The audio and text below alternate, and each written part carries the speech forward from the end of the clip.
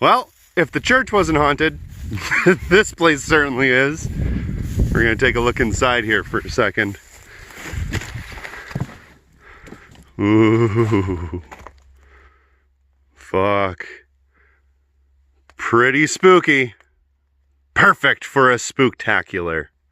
Hey, it's Aaron, and today we're going to talk a little bit about all of the demonstrations that have been happening across the entire world. And I find it very interesting. It's a really neat time to be alive, and a lot of people have asked my opinion on all of this. And it happens to be the middle of October, and we're doing a bit of a Halloween spooktacular on this channel. I haven't really said anything officially, but I have done a few videos in some abandoned buildings. Here is another example.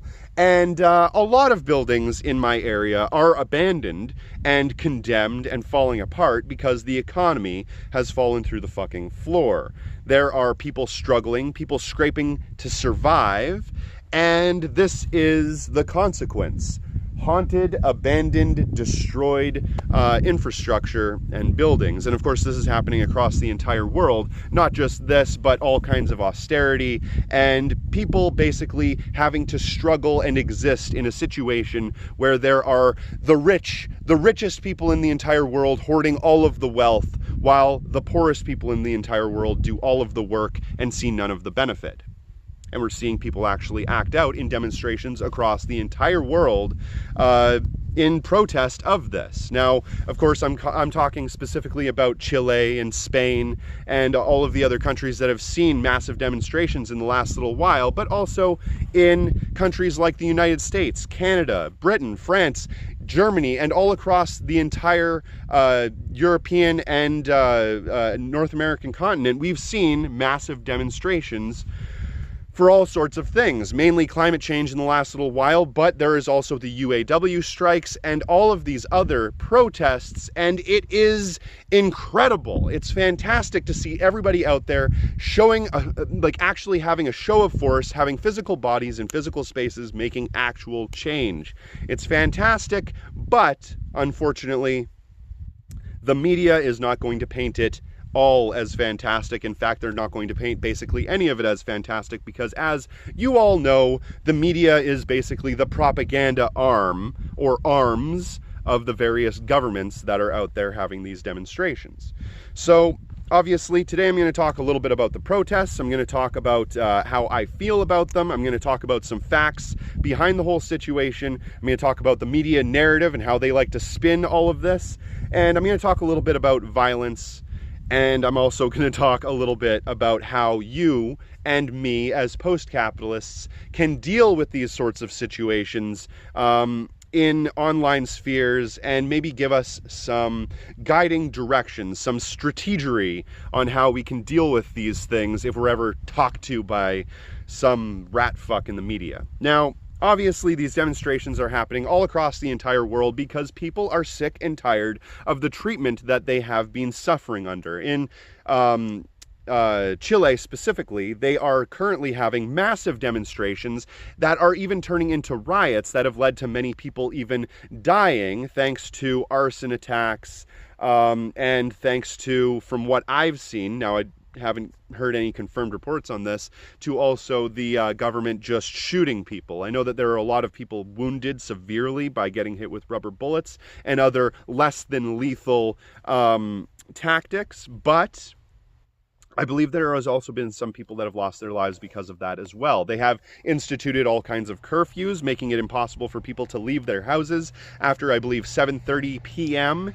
And it's basically a police state. It's terrifying, it's disgusting, and I'm so happy that there are actually people out there that are making themselves shown and actually fighting against this situation. Now, how is it that the media is going to paint all of this? Well, it's pretty obvious. The media paints all of this as being heinous acts of violence no matter what happens. And the reason behind this is that the people in power, the elites, the power structures that be, are the ones that get to determine what violence even is. Now, I don't like to follow along with the narrative that violence is only violence if it's being committed in the moment by people that are actually punching or starting fires or whatever.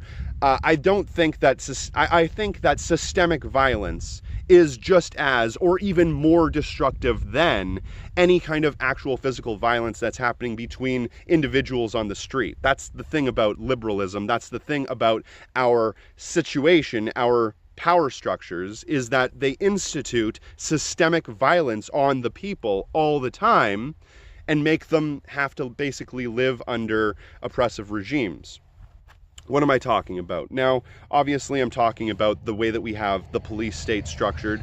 The government is able to come in and arrest people for all kinds of nonviolent activities. They're able to attack people and shoot them, kill them in the streets with very little in the way of actually being able to fight against that. There is also systemic oppression when it comes to people that are in minority communities, and also just the general idea that certain numbers of people, certain elites, get to have access to all of the resources, while the bottom half of the entire world has no access to any resources, and they're suffering and dying.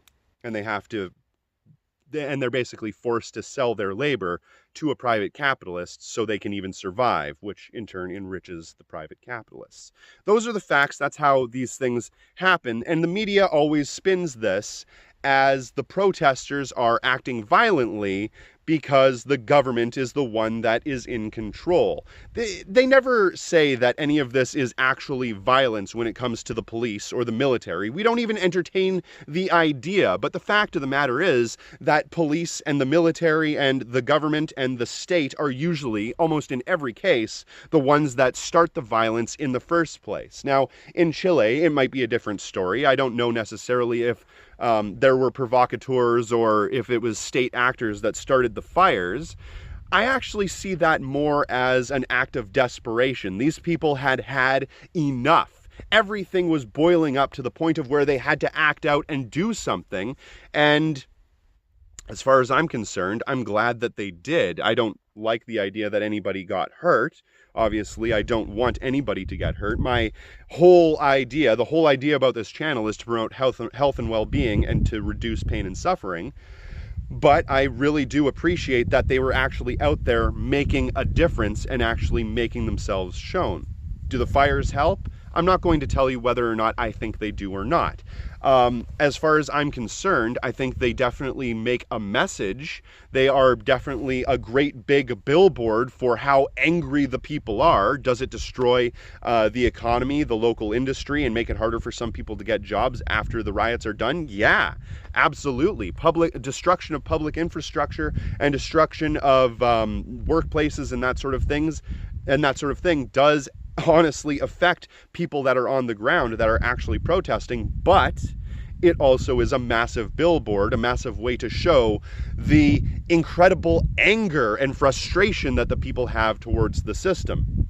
I'm not going to tell you my opinion on whether or not I think it's good or bad. I want you to tell me your opinion on whether or not it's good or bad in the comment section down below, and maybe we'll get a little bit of engagement when it comes to this sort of thing. But that's the whole narrative that the media likes to portray, is that no matter what the protesters do, they are always going to be acting in violence. It can be as simple as trespassing, that can be considered violence, to smashing windows. Windows' lives do matter, remember. That can be considered violence, all the way to actual physical acts of harm on individuals, which in most cases would be like the general idea of how we consider things to be violent. So it doesn't matter what the situation is, the media and the state will always say that certain things that act against them are violence, and anything that the state actually does against the people when they are protesting the severe, unreasonable treatment that they're put under, that's going to be called violence. And that's basically how all of this works. Now, as post-capitalists, how should we be dealing with this situation? How should we be talking about all of this? Well, I think, and everybody that I know in my audience, my general audience, definitely usually agrees with this, that we shouldn't be focusing on the fact that the protesters started fires, or the fact that any of these things ended up turning out to be violent in the way that the state describes violence. We should be focusing on the systemic problems and the systemic issues that have led these people to act out in the ways that they have. Those are the things that we actually need to be focusing on, not whether or not this or that protest ended up becoming violent. We don't get to determine what violence even is, and usually the state starts the violence in the first place. That doesn't matter, whatever.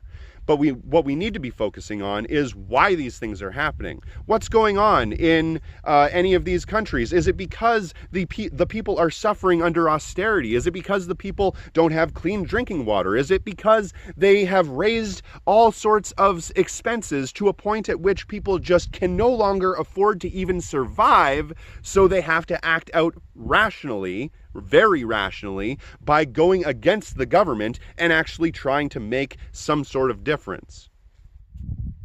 That's what we should be focusing on as post-capitalists, people who want revolutionary change. We don't want to fall into this narrative that the media likes to paint. We don't need to be standing there saying, I condemn all of the violence that's happening as far as the protesters smashing windows, Windows Lives Matter, and not condemn all of the systemic violence that's happening that caused these problems. It's like getting mad at the symptoms and never even addressing the causes. Like I said, I don't agree with the narrative that systemic violence isn't real violence. Only actual immediate violence when somebody's hitting somebody or setting a fire is real violence. It's all violence. It's all violent acts, and it all ends up disparaging people and making them suffer in some sort of way. And sometimes, if done correctly, that sort of violence like the fires, can be used as a billboard to express the anger of the people. At least that's the way I look at it. If you do get a chance, please check me out on Patreon. Every dollar does help fund this show. And thanks for watching.